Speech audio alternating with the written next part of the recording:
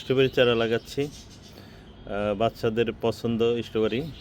তারা বলছে বারবার যে বাবা স্ট্রবেরি চারা লাগাচ্ছ না কেন, স্ট্রবেরি হবে না ছাদে? তাই চেষ্টা করে দেখি হয় কিনা ছাদে। এর জন্য এই যে গোবর সার, তারপরে এই যে ভার্মিস কম্পোস্ট, এগুলো রেডি করছি, এখন লাগাবো আর কি। এই যে গোবর সার, একবার শুকনো ঝুরঝুরে গোবর সার দিলাম, আর এই যে ভার্মিস কম্পোস্ট, এই যে